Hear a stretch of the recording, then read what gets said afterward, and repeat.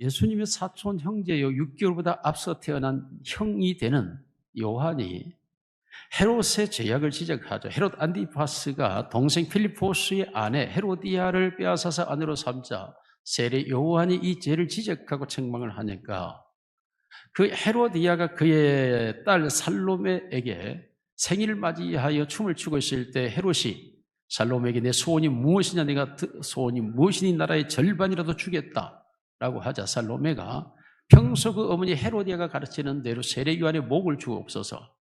그러니까 이 헤롯이 세례 요한의 목을 쳐서 쟁반에 담아서 살로메에게 주고 살로메가 헤로디아에게 그 세례 요한의 목을 가져갑니다.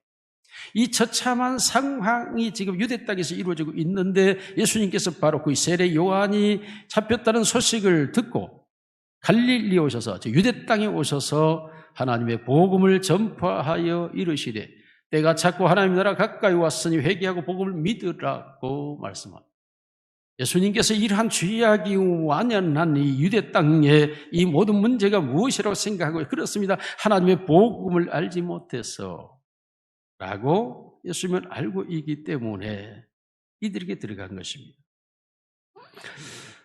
자, 예수님께서 사실은 이 땅에 오시는 것 자체도 참 처참한 상황에서 오신 거죠. 왜냐하면 하나님께서 수없이 많은 선지자들을 이 땅에 보내서 하나님이 누구신지에 대하여 하나님의 말씀이 무엇인지에 대하여 수없이 외쳤지만 이 세상 사람들은 하나님의 선지자들을 돌로 치고 옥에 가두고 옷을 벗기고 그들을 죽이고 이러한 일이 병행되고 있었으므로 마태복음 21장 38절에 예수님께서 친히 이것을 비유로 말씀하시면서 종들을 보냈으나 그들을 다 죽임으로 이제 그 아들을 보냈는데 이 아들도 상속자니 이도 우리가 죽이자 라고 관리자들이 얘기했다고 말합니다. 이 세상을 관리하도록 맡겨놓은 자들이 하나님을 섬기기 위해 존재함에도 불구하고 하나님의 아들조차도 죽여버림으로 말미암아 갈라디아 4장 4절에 때가 참에 하나님이 그 아들을 보내사 여자에 나게 하시고 율법에 나게 하셨다고 말씀합니다.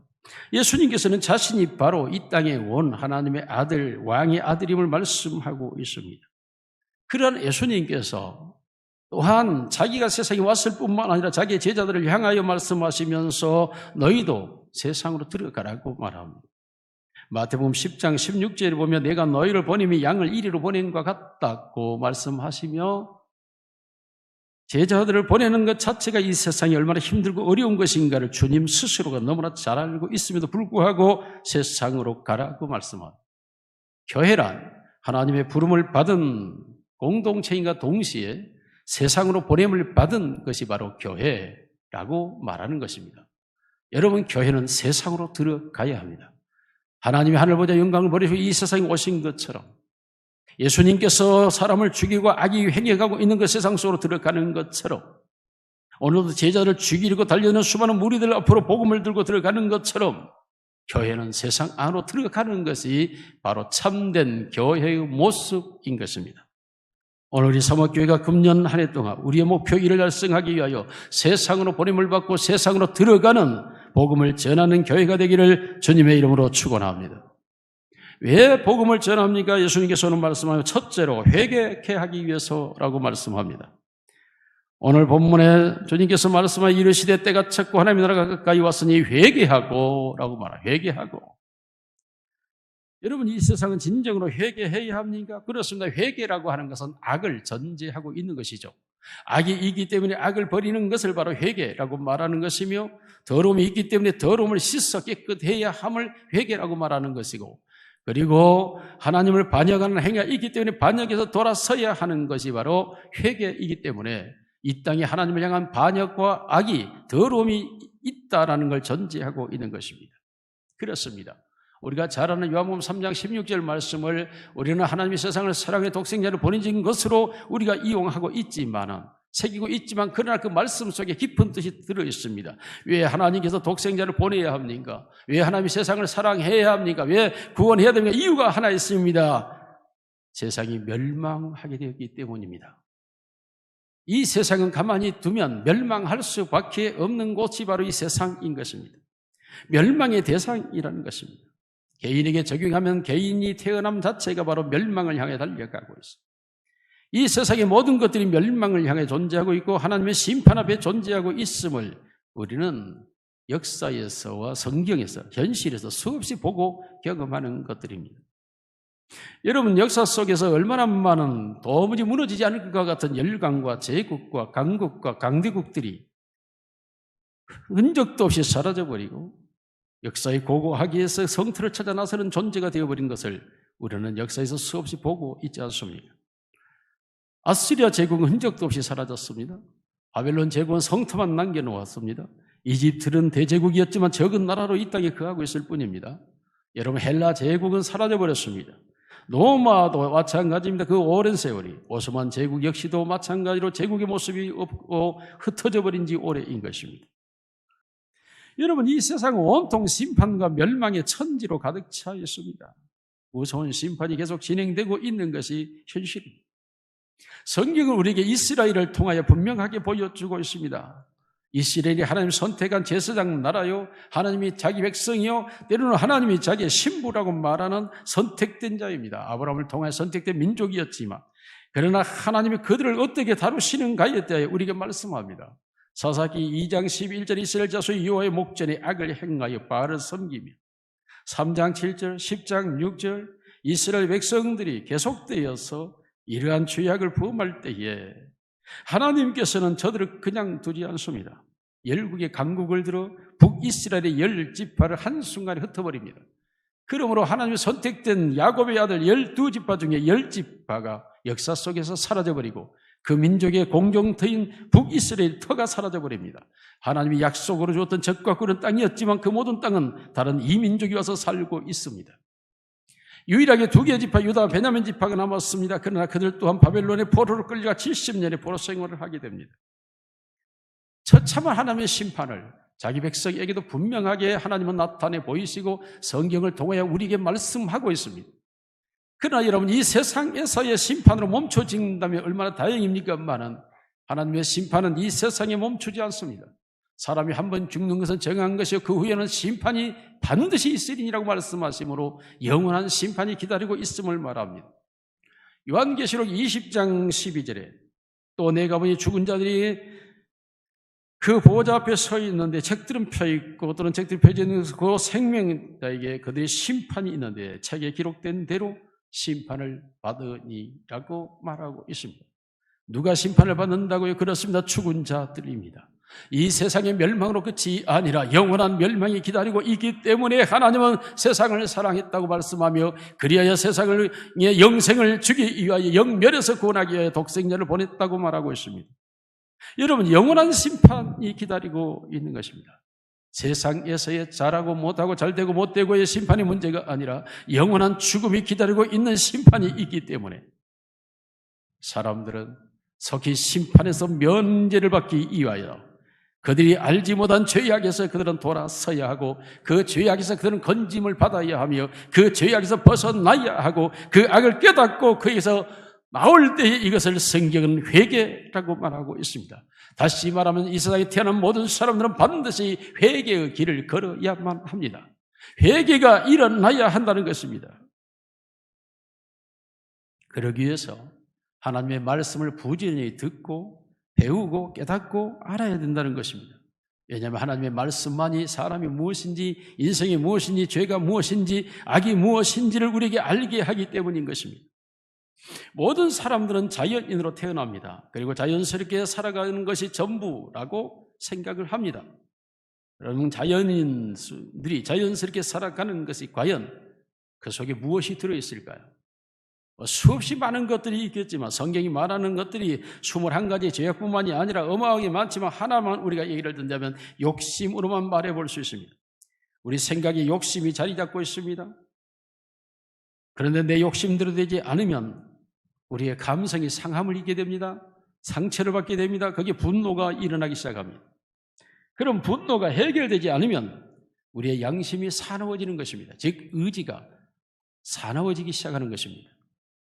양심이 마비되어져 버리니까 양심의 감각을 상실해 버립니다. 그렇게 됨으로써 그 사람은 우리가 흔히 말하는 사람 있지 않습니까? 뻔뻔하다. 도무지 우리도 저 사람의 잘못이 무엇이냐 알 것 같은데 그 자신은 전혀 알지 못한 채 얼굴 색깔 하나 변하지 않는 뻔뻔함이 있는 것은 성경이 말합니다. 길가봐 심령이 되어버렸기 때문이라고. 성경은 말합니다. 그는 화인받은 양심이 되었기 때문이라고 말씀하고 있습니다. 여러분, 우리가 물질의 욕심 하나를 더 얘기해 본다면 우리가 물질을 나의 소유의 목표로 삼고 살아가는 사람에게 그 소유의 목표점을 도달하는데 이를 방해받았을 때 방해한 자들에 대한 어떤 생각이 드러납니까? 두 가지입니다. 수동적인 상태는 낙심 상태로 좌절을 하고 포기하려고 하는 상태에서 근심과 걱정이 자기를 찌르기 시작합니다. 불안과 두려움과 공포가 몰려오기도 합니다. 반면에 그것을 공격적으로 작동되어질 때는 반드시 그 상대를 해치려는 계획과 그리고 작전이 시작됩니다. 여러분, 욕심 하나가 우리 속에서 온갖 죄악을 유발하고 발생시키며 우리의 감성과 우리의 의지를 사납고 악하게 만들어버리게 되는 것입니다. 이러한 인간들이 모여 사는 사회이기 때문에 사회가 소란스럽고 혼란스럽고 요란하며 수많은 범죄라고 지칭되는 것들이 끊임없이 발생하고 일어나고 있는 것입니다. 이것이 자연인의 모습입니다. 누가 이러한 죄악을 가르치지 않았습니다. 그러한 사람이 되라고 강요하지도 않았습니다만은 자연스럽게 태어난 자연인간의 모습이 바로 비인간적인 모습이고 이것이 바로 하나님의 심판과 멸망의 이유라고 성경은 말하고 있는 것입니다. 그러므로 하나님의 말씀을 들어야 버릴 것을 버리고 새로워질 것은 새로워지고 말씀을 들어야 깨닫게 되고 알게 되고 그리해야 내가 무엇인지 내 생각이 어떠한지 내 감성이 어떤 죄에 있는 내 의지와 내 양심이 살아있는지를 우리가 말씀을 통하여 보게 되기 때문에 하나님의 말씀이 살았고 운동력에서 좌우에 날선 어떤 것보다 예리하여 우리의 영을 찔러 쪼개야 되며 우리의 혼을 우리의 생각과 감성과 의지를 찔러 쪼개야 하고 우리가 관절 골수까지도 찔러 쪼개므로 말미암아 우리의 모든 행위와 양심이 새로워져야 할 것을 성경은 약속하며 말씀하고 있는 것입니다. 교회의 사명은 이러한 세상으로 들어가 하나님의 말씀을 전하여 저들의 눈으로 죄를 보게 하고 악을 깨닫게 하는 데였습니다.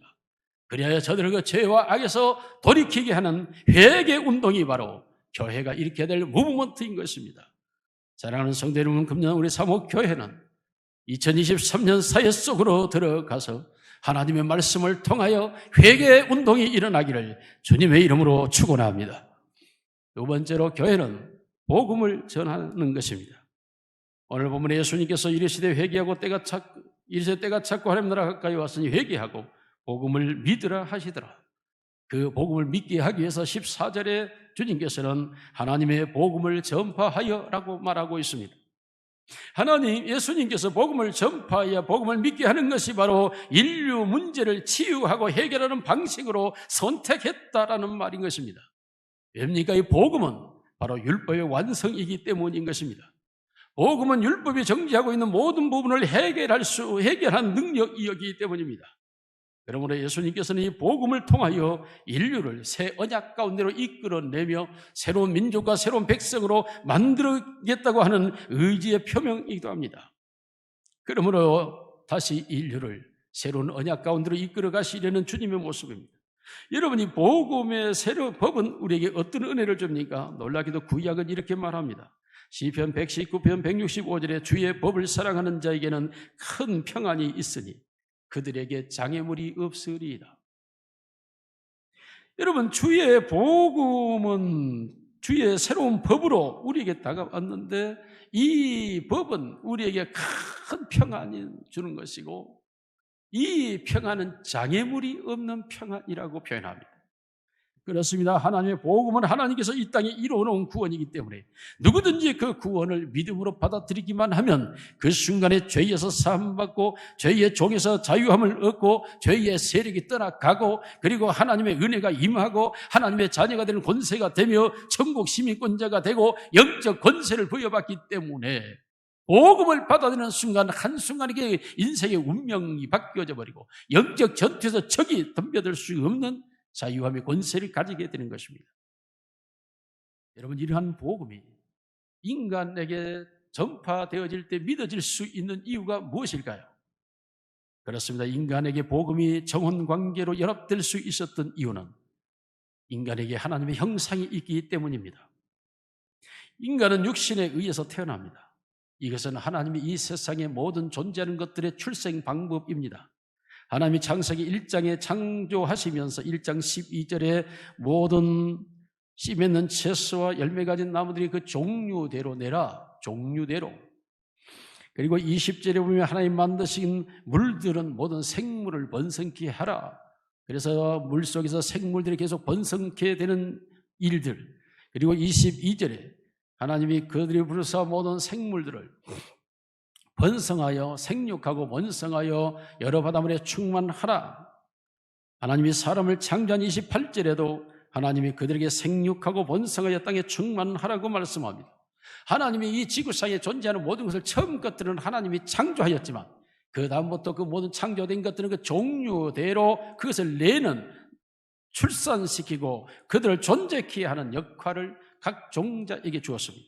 사람은 사람으로 하여금 출생하고 그 사람이 사람을 지키고 보호하고 양육하도록 되어졌다라는 의미입니다. 그러므로 여러분, 모든 인간들은 이와 같이 출생하는데 인간은 출생할 때 육체로 태어나지만 그 속에 하나님의 형상과 모양인 하나님의 영이 담겨져 있는 것입니다. 인간은 영적 존재이기 때문에 하나님은 영이시니 라는 하나님의 영과 인간의 영이 바로 비물질이요 영적 공동체이기 때문에 교제할 수가 있는 것입니다.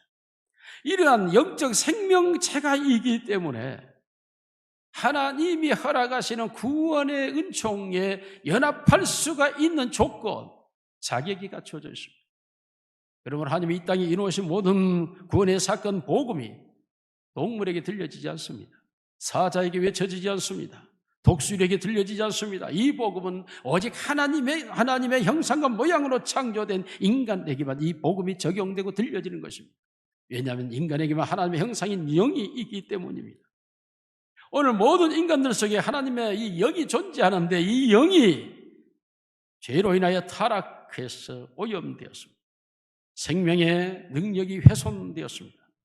하나님이 주시는 모양과 형상의 능력이 변질되었습니다. 이렇게 변질되고 상한 부분을 악한 사탄이 자극하고 그리고 유혹하고 미혹하고 충동하여서 그 귀신의 역사를 따라 인간들이 죄의 종 노릇을 하도록 끌어가고 있는 것입니다. 이러한 상황에서 하나님께서 예수님을 이 땅에 보내시고 가장 예수님께서 이 땅에 하신 일이 무엇이신가? 그렇습니다. 모든 사단의 세력을 멸하시는 일이었습니다. 그리고 이 땅에 하나님의 나라가 이루어지도록 복음을 전파하기 시작한 것입니다. 인간의 영혼 속에 복음이 들어가게 되면 십자가의 보혈이 죄를 씻어버림으로 말미암아 오염으로 더러워져 있던 우리의 영혼이 정화되어 정결하게 하며, 그래서 성경은 말씀과 기도로 거룩하여 짐이라고 우리에게 말씀하고 있으며, 뿐만 아니라 우리 속에 타락한 상태에서 회귀 본능이 작동하기 시작합니다. 하나님의 원래의 형상으로 돌아가고 싶어하는 본능이 우리에게서 작동되기 시작하는데 우리 속에 있습니다. 사랑이, 진실이, 불변이, 또한 아름다움이, 영원한 세계에 대한 사모함이, 그리고 정의로움이 우리 안에 있는데 이러한 것들이 다시 회귀 본능을 일으키기 시작하면서 이제는 이전에 죄악된 모습의 거짓과 그리고 불의와 그리고 순간과 그리고 비사랑에 대한 것들에 대한 것이 바뀌어지기 시작합니다. 왜냐하면 우리의 영에 회귀 본능이 작동되기 때문입니다. 이 회귀 본능에 대하여 또 하나의 힘이 작동합니다. 하나님의 성령입니다. 하나님의 영이 우리 안에 들어와 우리의 영을 돕기 시작합니다. 하나님의 성령이 돕기 시작할 때에 우리의 영혼에 새로운 힘이 작동되기 시작합니다. 하나님의 능력입니다. 약속한 대로 하늘의 권세와 권능이 임하는 것입니다. 이 순간 우리에게는 새로운 힘, 보이지 않는 능력, 알 수 없는 권세가 내 안에서 나를 작동시키며 그것이 나의 신경과 나의 주의와 나의 관심을 끌어가기 시작합니다. 그러므로 이전까지 알지 못했던 나를 하나님을 만나는 예배의 자리로 나를 인도하고 하나님을 아버지라 부르며 기도의 자리로 나를 이끌어가며 하나님과의 관계가 지속될 수 있는 자리로 나를 인도함으로 말미암아 하나님이 없는 자리에서 하나님이 있는 자리로 내가 이끌려가기 시작합니다. 여러분, 그 순간순간 우리의 욕심이 우리에게 작동되려고 합니다. 그러나 그러한 욕심이 일어날 때마다 하나님의 뜻대로 된다는 믿음이 작동하기 시작합니다. 우리 속에 내가 원하는 대로 되기를 바라는 것이 순간 하나님의 뜻대로 되기를 소망하는 순종적 은혜가 작동하기 시작합니다. 그러므로 점점 우리의 욕심을 던져버리고 욕심을 멀리하게 되고 하나님의 뜻을 따르며 하나님께 모든 걸 맡기며 하나님을 의지하며 하나님께 기도하며 하나님을 바라보는 모습으로 점점 변화되어져 가는 것입니다. 이것이 바로 하나님의 복음의 능력인 것입니다. 하나님의 복음이 우리 안에 들어와서 우리를 하나님의 자녀로 만들어가는 모습을 우리에게 말하고 있는 것입니다. 그러므로 나도 모르게 내 안에서 하나님의 성령이 내 안에 회개 본능을 작동시키며 역사함으로 그 힘이 나를 이끌어가기 시작합니다. 하나님의 복음이 우리를 모든 죄와 사망에서 구원하였고 하나님의 나라 천국 시민권자가 되었으며 하나님의 나라를 향해 달려갈 수 있는 힘과 능력을 우리에게 공급하는 것입니다. 여러분, 이러한 놀라운 복음을 우리가 경험하였지 않습니까? 우리 모두 그 복음의 능력을 가지고 오늘 살아가고 있지 않습니까? 우리가 그 복음의 은혜 속에서 오늘 또 하나님을 예배하는 자리에 이르지 않습니까? 그렇습니다.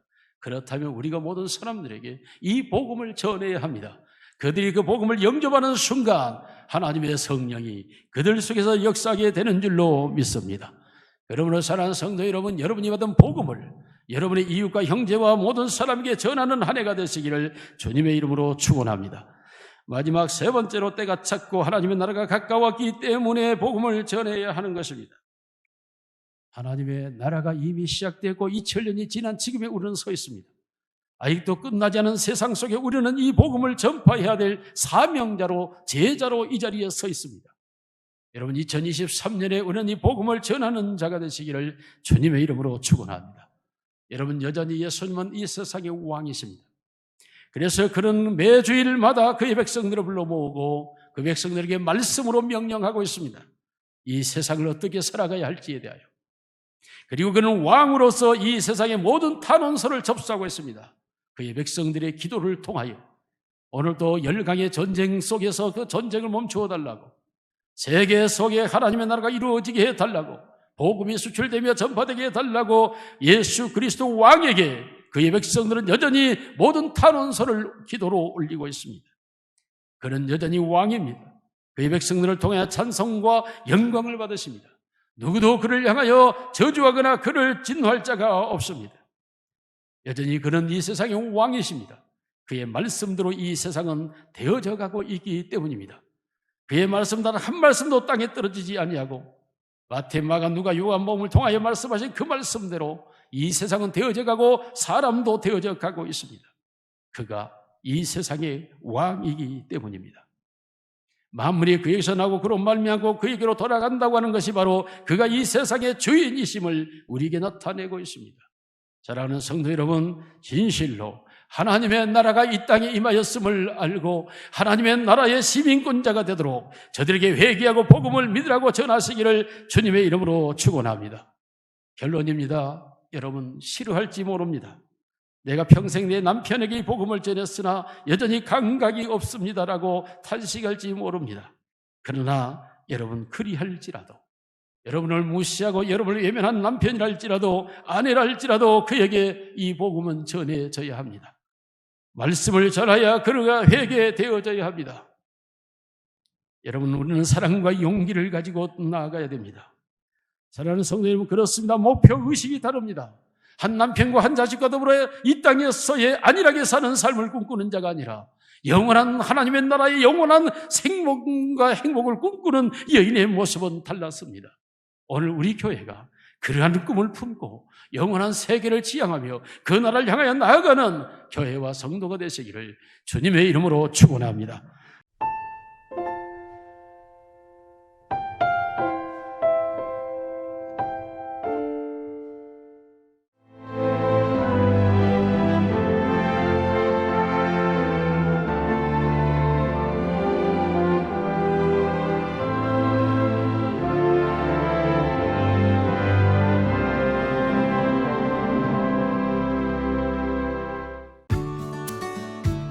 추워질수록 겨울이 깊어갈수록 더욱 선명해지는 애기동백.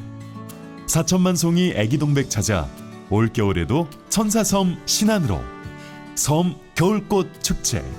새하얀 눈꽃 아래로 새빨간 애기동백 사이로 천천히 걸어보는 이 겨울. 가장 따뜻한 겨울을 만나세요. 천사섬 신안, 섬 겨울꽃 애기동백 축제.